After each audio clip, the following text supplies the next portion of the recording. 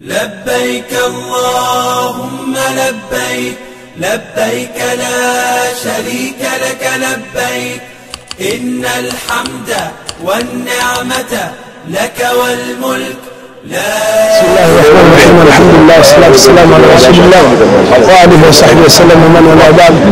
الحمد لله tunamshukuru Allah kwa kutujalia kuweza kutekeleza ibada hii ya hija kwa mwaka huu 1446 2025. Alhamdulillah tumetekeleza ibada katika hali ya wepesi, ingawa changamoto za hapa na pale hazikosekani, lakini kwa asilimia kubwa sana mahujaji wote ambao tuliokwenda nao alhamdulillah wameweza kutekeleza ibada hii ya hija kwa asilimia kubwa sana na kwa vizuri.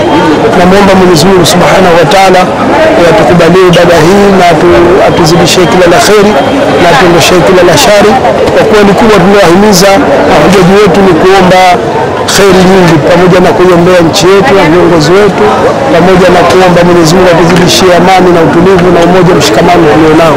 Tunashukuru Allah, alhamdulillah tumekwenda salama, tumerudi salama. Wito wangu kwa vijana, watu wengi wanaona kama ibada ya hija ni kwa ajili ya wazee waliostaafu.